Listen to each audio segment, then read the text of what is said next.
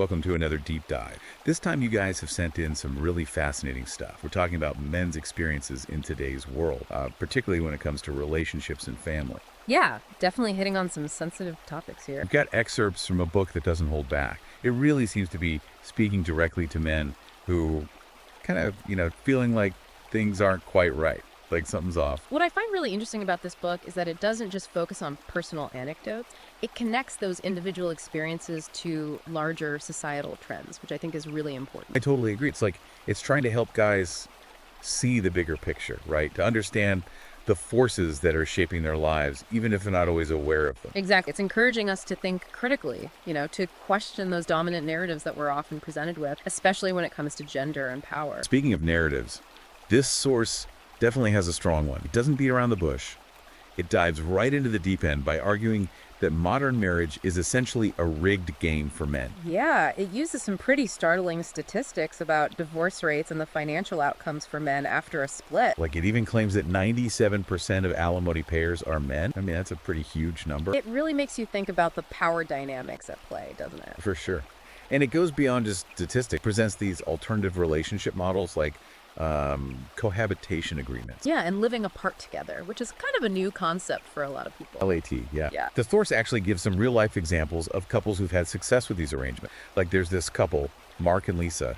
They thrived for years under a cohabitation agreement. And when they decided to separate, it was amicable. No legal battles or financial drain. It's interesting because the source isn't necessarily saying that traditional marriage is wrong for everyone, but it's definitely advocating for men to be more proactive, more strategic about protecting their interests within relationships. Like, don't just blindly accept the traditional model without question. Right, right. And it also gets into this concept of hypergamy, which is basically the idea that women are naturally drawn to partners with higher status. And this isn't presented as some kind of judgment. It's more like, hey, this is a biological reality. It's always been there.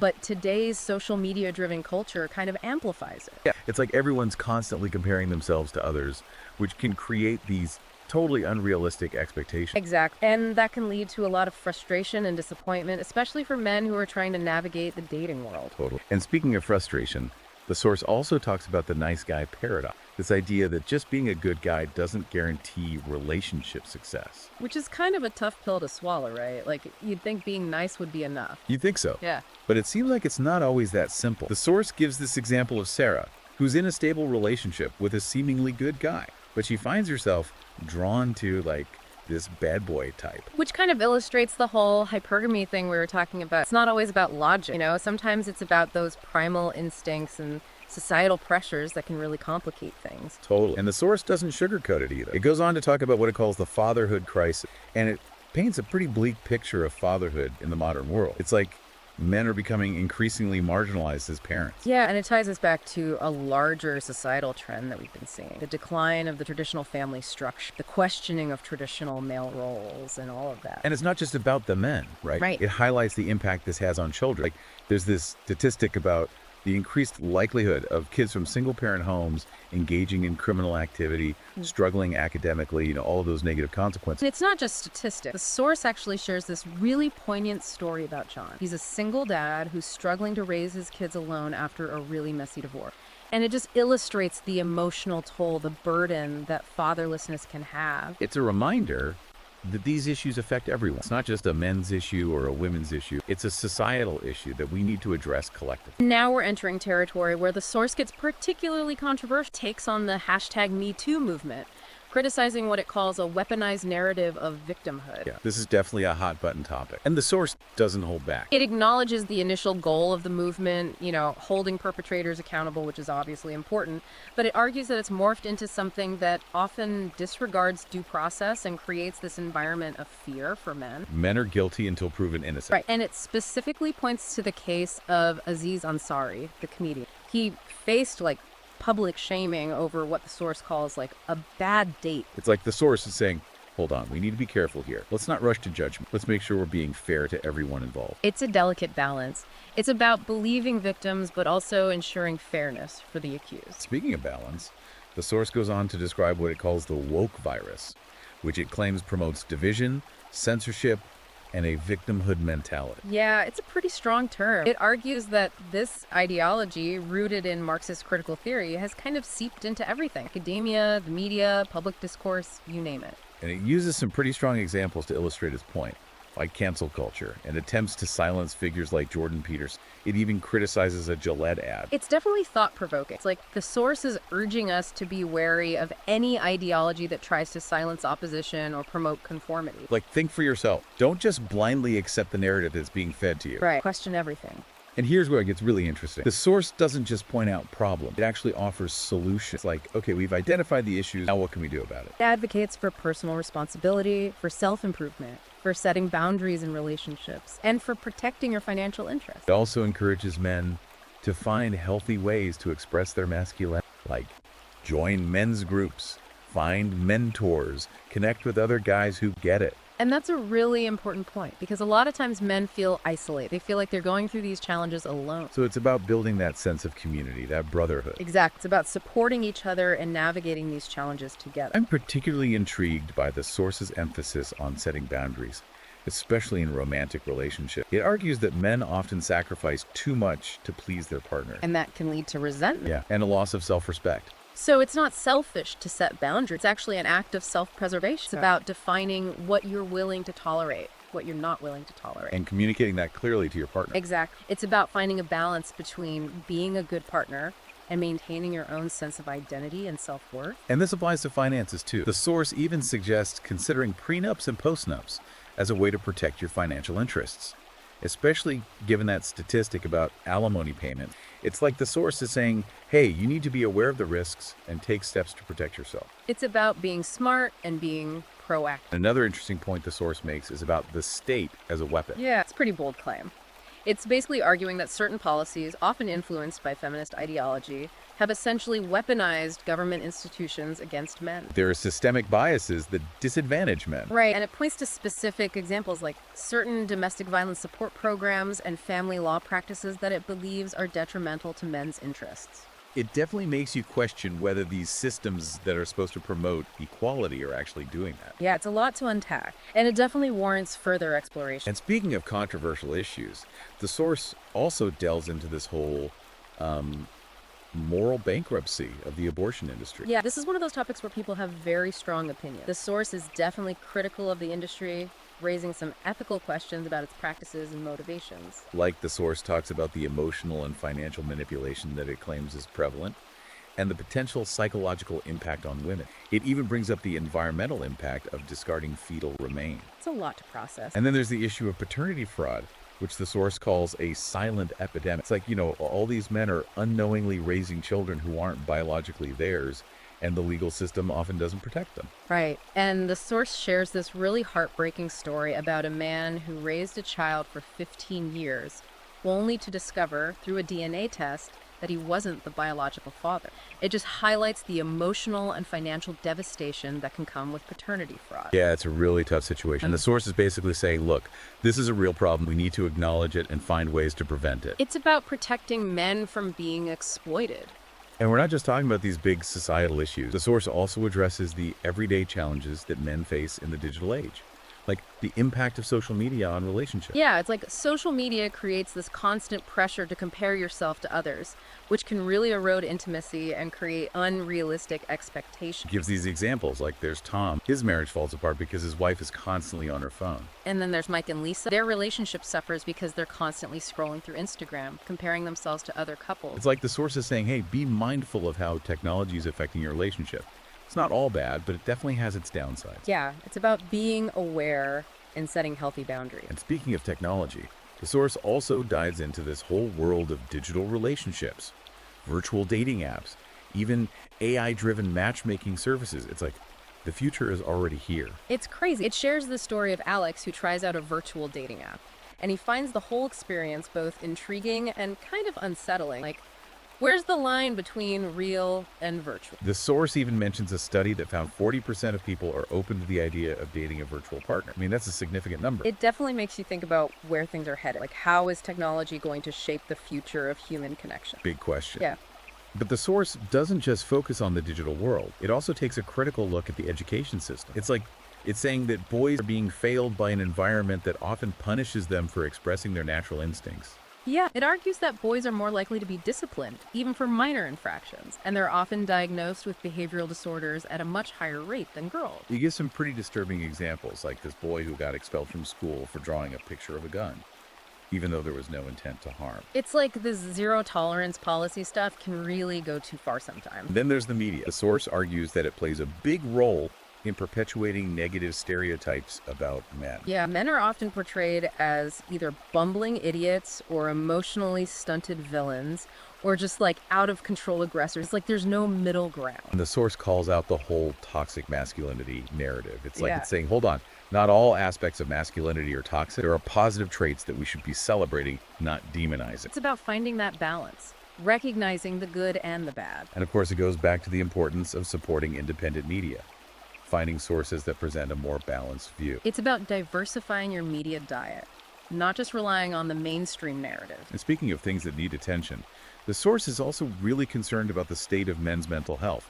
It's like it's saying men are suffering in silence. Their struggles are being ignored. And there's this really alarming statistic. The suicide rate among men is 3 to 4 times higher than for women. Yeah, that's a huge red flag. And the source attributes this, at least in part, to the pressures and expectations placed on men in today's society. Like all these societal pressures, the expectations to be strong and stoic, the lack of support for men's emotional needs, it all adds up. And it tells this really heartbreaking story about John. He's a father who loses custody of his children in a divorce and ends up taking his own life. It's a stark reminder that we need to pay attention to men's mental health. We need to create spaces where they feel comfortable seeking help. And the source offers some solutions here too. It emphasizes the importance of men connecting with each other, building strong male friendships, finding those healthy outlets for their masculinity.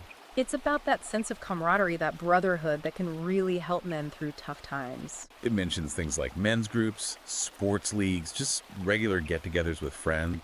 Just be around other guys who get it. And it's not just about the source also stresses the importance of self-improvement. Like, invest in yourself, physically, mentally, emotionally. Exercise, healthy eating, reading, learning new skills, like become the best version of yourself. Take control of your life. And one thing that the source is really passionate about is the importance of men being fathers. It's like this is a crucial role for men, and it's a role that's often undervalued or even demonized in today's society. The source is like, no, being a father is one of the most fulfilling and impactful things a man can do.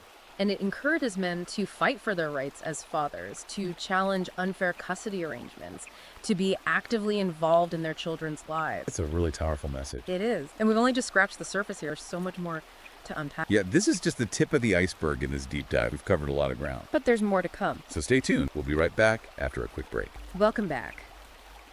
As we dig deeper into this, I'm really struck by how the source emphasizes the historical and ideological context of these issues. It's not just about what's happening now, it's about understanding how we got here. Yeah, it's saying you can't really grasp the current state of men's experiences without looking back at how societal norms have evolved and the influence of various ideologies. Exactly. And one ideology that the source really focuses on is feminism, particularly its intersection with Marxist theory. Pretty bold claim, right? It is, but the source breaks it down, arguing that this particular brand of feminism has created a framework that often portrays men as oppressors and women as victims. And it claims that this framework has impacted everything from social norms to legal structure. Right. And it gives specific examples of how this plays out in different areas of society. Like academia, for instance. Yeah, it argues that this framework is super prevalent in gender studies departments and really influences how young people are taught about gender roles and power dynamics. It even goes so far as to compare some universities to re-education camps, claiming they indoctrinate students with feminist ideology. Yeah, it's a pretty strong statement, and it reflects just how skeptical the source is of the way gender and power are presented in these settings. It's like it's saying these institutions are supposed to be about open dialogue and critical thinking, but instead they're pushing a specific worldview that demonizes traditional men. Right, and the source argues that this same framework has also permeated the media, influencing how men are portrayed in movies, TV shows, you name it.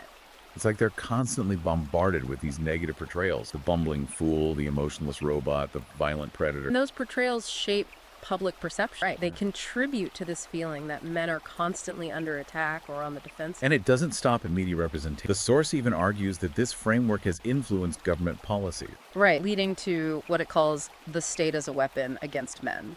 It's a pretty intense phrase. It is, but it reflects the source's view that men are being systematically disadvantaged by certain policies that are often presented as promoting equality. But in reality, they might have unintended consequences that actually harm men. Right. And it points to several examples of specific policy, things like child custody arrangements, divorce settlement, Domestic violence programs, even healthcare funding. It argues that these policies, while well-intentioned, can be biased against men. Yeah, and they often fail to consider the unique needs and perspectives of men. And this ties back to the whole financial aspect as well. Right. The source argues that men are being financially exploited, and not just in divorce settlement. It points to programs like affirmative action and diversity quotas, which it claims prioritize women's advancement in the workplace, sometimes at the expense of men. And it also critiques the welfare state. Yeah, it claims that the welfare state has actually incentivized single motherhood and created a system where men are often forced to be providers, even when they're no longer in a relationship with the mother of their children. It's definitely a complex issue. It is, and there's no easy answer. But the source is raising some important questions about the potential downsides of some of these policies and programs. It's about recognizing that good intentions don't always lead to good outcomes. Right. And another area where the source argues men are particularly vulnerable is in the realm of false accusation. Yeah, and it brings up the hashtag #MeToo movement again, arguing that while it was initially meant to empower victims of sexual assault, it's created a climate where men are often presumed guilty until proven innocent. Which is really concerning. It is, and the source even shares this chilling story about a man whose life was completely destroyed by a false accusation. He loses his job, his reputation, custody of his children, everything, despite being completely innocent. Yeah. It's a reminder that false accusations have a devastating impact on people's lives, and that we need a system that ensures fairness and protects the rights of both the accused and the accuser. Exactly. It's about balance. And the source also criticizes what it calls performative wokeness, this idea of individuals or organizations publicly signaling their support for a feminist ideal. Not necessarily because they actually believe in them, but to protect their reputations. Right. It's like their virtue. The source argues that this kind of performative wokeness creates a culture of fear and where people are afraid to speak their minds or challenge the prevailing narrative. because they might be labeled as sexist or misogynistic. Exactly. And this ties back to the source's concerns about censorship and the suppression of dissenting viewpoints. Like, it's saying we need to be able to have open and honest discussions about these issues, even if they're uncomfortable. It's about allowing for different perspectives, right? Right. And not shutting down conversation or debate just because someone has a different viewpoint. This is really making me think about how these larger societal trends that we've been talking about, how they actually trickle down and affect our personal lives, our relationships, everything. Yeah, it's like the source is encouraging us to peel back those layers of societal conditioning and really question those assumptions that we often take for granted. It's definitely a lot to think about. It is, but I think that's the point, right? To get us thinking, to get us questioning. And I think in the next section, we're going to dive into some of the solutions and strategies that the source proposes. Okay, so let's move on to that then. Welcome back to our deep dive. And we've been unpacking a lot of heavy stuff, haven't we? The challenges men face in modern society, the societal forces at play. But now it's time to get to the solutions, right? Yeah, exactly. The source doesn't just leave us hanging. It actually offers a path forward, a way for men to navigate these challenges and reclaim their power. So it's not about wallowing in victimhood. No, absolutely not. It's about taking responsibility, becoming empowered. It's about recognizing that men need to stop making excuses and start taking control of their lives. I like that, taking control. So where do we start? Well, the source suggests that one of the first steps is understanding the tactics that are often used to manipulate men, to kind of keep them in check. Tactics, like what? It calls it the feminist playbook. Okay, so it's getting right to the point. It is. It breaks down these specific strategies that it claims are commonly used to silence dissent and enforce compliance with feminist ideology. So it's not just about recognizing these broader societal trends, it's about being aware of the specific things that might be happening in your everyday life. Yeah, exactly. It's like, hey, wake up. These things are happening all around you, and you need to be able to spot them. So give me some examples. What kind of tactics are we talking about? Well, things like playing the victim card, accusing men of privilege, using terms like toxic masculinity to shut down any kind of criticism or disagreement. It's like they're trying to control the narrative. And the source is encouraging men to be aware of these tactics. Don't just automatically accept them as valid or unquestionable. Don't just react emotionally. Right. Take a step back, think critically, ask yourself, okay, what's really going on here? Why is this person saying this to me? What's their agenda? Be more discerning. Exactly. And the source also warns about performative wokeness. Right. This whole idea of people just saying the right things to protect their reputation. Yeah. It's like, are you really woke or are you just trying to look good? It's virtue signaling. It is. And the problem is, this kind of behavior creates a culture of fear and silence. People are afraid to speak their minds, to disagree, to challenge the narrative because they're afraid of being canceled. So it's stifling open and honest discussion. Exact. And even if you don't agree with everything that's being said, it's important to allow for different To have those debates. Yes, to have those debates, to challenge each other intellectually, to be able to disagree respectfully without shutting down the conversation. So how do we break out of this? Well, the source argues that men need to be more proactive, more assertive. It's time to take back control of the narrative. Okay, I like that. So what does that look like in practice? Well, for one, it means speaking out,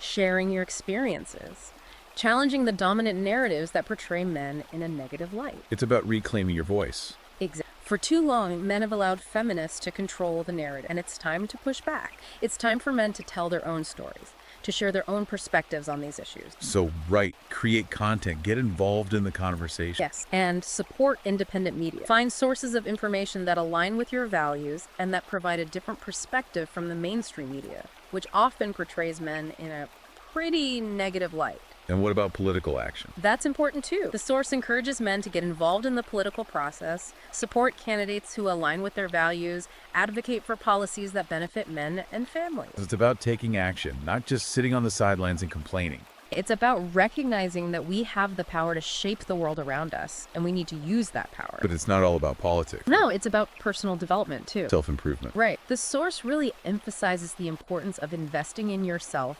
physically, mentally, emotionally. So exercise, healthy eating, reading, learning new skills, therapy if you need it. All of that. It's about becoming the best version of yourself. It's about building your confidence, your resilience, your self-reliance. And what about relationships? Relationships are key, especially strong male friendships. It's about finding your tribe. Exact. Find those guys who get it, who you can be yourself around, who will support you and challenge you. And the source also talks a lot about fatherhood, right? Yeah, it's like a central theme. The source is adamant that fatherhood is one of the most fulfilling and impactful roles a man can have in life. And it's a role that needs to be protected and defended. Absolutely. The source encourages men to fight for their rights as fathers, to challenge unfair custody arrangements, to be actively involved in their children's lives. It's about stepping up and being the best dad you can be. And it's about recognizing the unique value that fathers bring to their families and to society as a whole. Wow, we've covered a lot of ground in this deep dive. We have. It's been a journey. We've talked about some really challenging stuff,